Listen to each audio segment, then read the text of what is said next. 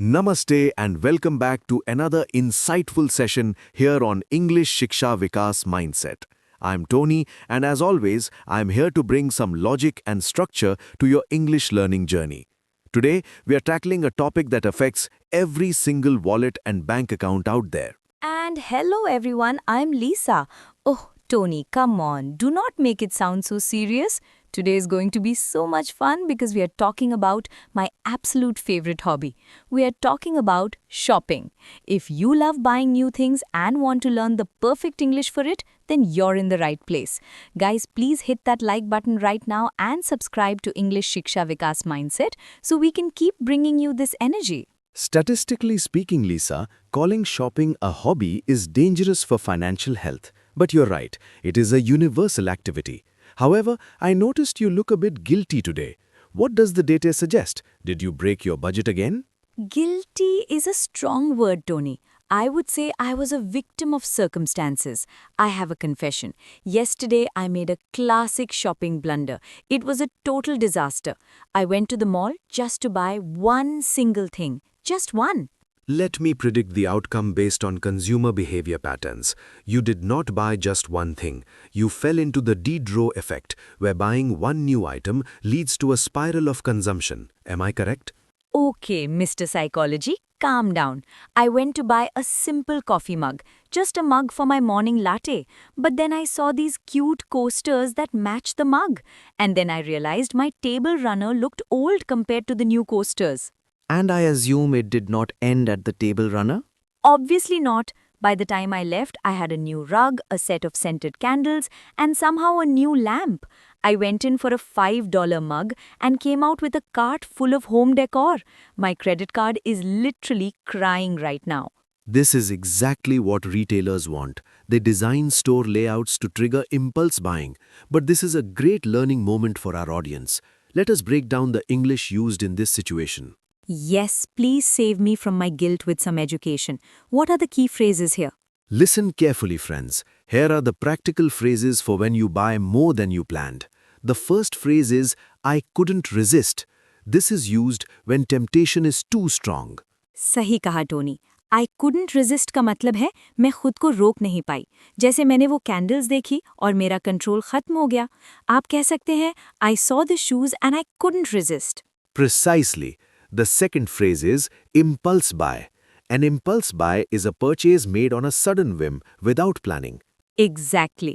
Impulse buy वो चीज़ होती है जो आप बिना सोचे समझे खरीद लेते हैं. जैसे chocolate at the checkout counter. मेरी पूरी शॉपिंग कल एक बड़ा impulse buy थी. And finally, the phrase buyer's remorse. This is the feeling of regret after spending money. ओह, ये तो मुझे अभी फील हो रहा है. बायर्स रिमॉर्स मतलब खरीदने के बाद का पछतावा. जब आप घर आते हैं और सोचते हैं कि मैंने ये क्यों लिया. Moving on from your lack of self-control, Lisa, let us analyze the psychology behind this. Why do we do this? There is a concept called the paradox of choice. Research shows that having too many options actually makes us less happy and more stressed. Wait, that sounds shocking. You mean having more choices is bad? I thought having 50 shades of lipstick to choose from was freedom. Not necessarily. When you have 50 options, you worry that you might pick the wrong one. This anxiety leads to fatigue. However, there is another type of shopper who avoids this entirely. We call them the speed shopper. Oh, I know this type. My brother is like that. He hates shopping malls. He says they give him anxiety. He enters the store, grabs exactly what he needs, and runs out like the building is on fire. That is efficient. He has a mission and he executes it. But then we have the opposite, the bargain hunter.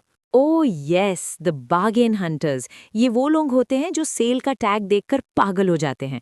My aunt is the queen of this. She will buy winter jackets in the middle of summer just because they are 70% off. That is technically logical if she actually needs the jacket, but often the word sale acts as a cognitive trigger. It shuts down the rational part of the brain. People buy things they don't need simply because the price is lower than usual. Bilkul. She calls it saving money. But I tell her, Auntie, spending 500 rupees on something you will never wear is not saving, it's wasting. But she always says, it was a steal. That's a great idiom. Let us pause and summarize these shopping personalities for our English Shiksha Vikas Mindset subscribers. चलिए देखते हैं। First term is bargain Hunter. A bargain hunter is someone who actively looks for goods that are good value for money, usually at a lower price. Hindi में इसका मतलब है वो इंसान जो हमेशा सस्ती डील्स ढूंढता है, मोल भाव करने वाला या डिस्काउंट ढूंढने वाला। Next is it was a steal. It was a steel का मतलब है कि वो चीज़ इतनी सस्ती थी कि ऐसा लगा जैसे चोरी कर ली हो। बहुत ही सस्ता और अच्छा डील मिलना। And lastly, window shopping. Window shopping मतलब बस घूमना और चीज़ें देखना बिना कुछ खरीदे। इट्स फन बट डेंजरस अगर आपका सेल्फ कंट्रोल वीक है। Speaking of dangerous, let us talk about disasters. Lisa, you mentioned your home decor spree, but surely you have a bigger shopping regret? A story that defines a financial mistake? Oh, I have a huge one. This happened when I went on a trip to a big city known for its fashion markets. I heard about this famous street where you get trendy clothes. I sense a tourist trap scenario approaching. Totally. I walked in and the shopkeepers were so sweet. They kept calling me madam and offering me free tea. They showed me these beautiful scarves and jackets. The colors were popping and the designs looked viral. The reciprocity principle. They gave you tea, so you felt obliged to buy something. Yes, and I thought, okay, I'll just buy one scarf. But then they said, madam, buy 3 and get a special discount. And the packaging was so shiny and premium. Long story short, I bought 12 scarves. 12 scarves! 12 scarves, Lisa? Unless you have 12 necks, that is biologically unnecessary. I know, Tony. I spent my entire travel budget in 1 hour. And the worst part, when I got back to my hotel and washed one scarf, the color faded immediately. It was cheap quality disguised as premium fashion. That's unfortunate, but I can't judge you too harshly because I too have a skeleton in my closet, or rather, a machine in my closet. No way! Tony the perfectionist made a shopping mistake? Tell us everything. It was late at night, approximately 1 a.m. I was scrolling on my phone and I saw an advertisement for a smart fitness watch. It promised to track my sleep, my stress, my steps, and even my hydration levels. Let me guess, it looked very scientific and high-tech. It did. The marketing was brilliant. They used words like revolutionary and biohacking. It was originally $300, but for the next hour, it was available for $99. The classic countdown timer. FOMO create कर रहे थे वो. Correct. The fear of missing out.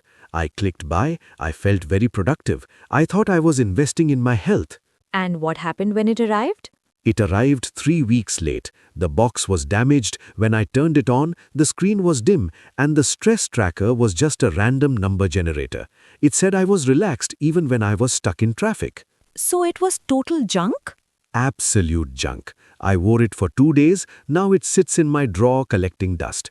It reminds me that even logical people can be emotional buyers. See guys, even geniuses get tricked. So what's the English lesson here, Tony? The lesson is in the vocabulary of regret. Let us review. First phrase is rip-off. A rip-off is something that costs far more than it is worth, or a fraud. Hindi में rip-off का मतलब है ठगी, पैसा वसूल ना होना, लूट मचाना.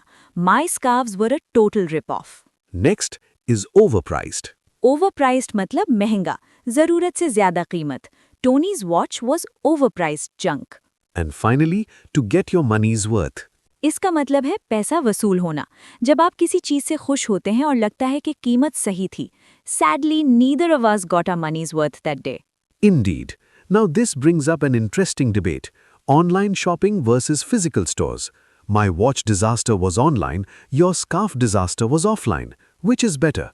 I think they both have pros and cons. I love physical stores for clothes. I need to touch the fabric, I need to see if the jeans actually fit or if they just look good on the mannequin. Plus the smell of a mall, the AC, it's an experience. I find physical stores inefficient. You have to travel, park the car, and deal with crowds. Online shopping offers data. I can read reviews, I can compare prices across 10 different websites in seconds. For electronics or books, online is superior. But Tony, online photos lie. You order a cute red dress and it arrives looking like a potato sack. The online shopping gamble is real. True, but physical stores have sensory marketing. Have you noticed how bakeries in supermarkets pump the smell of fresh bread into the air? Oh my god, yes, the bakery smell. It hypnotizes you. You go in for toothpaste and you come out with 3 croissants and a chocolate cake. Exactly, that is biology. Online, they can't use smell, so they use targeted ads and algorithms. So basically, we are trapped everywhere. Whether we swipe left or walk in, we are going to spend money. Not if you have a strategy. At English Shiksha Vikas Mindset, we believe in smart living. I have developed a 72-hour rule to prevent these mistakes. Oh, share it please. My wallet needs help. It is called the 72-hour rule.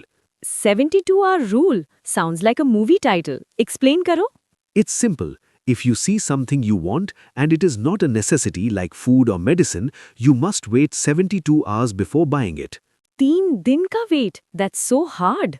It is necessary. Usually the emotional excitement fades after 2 days.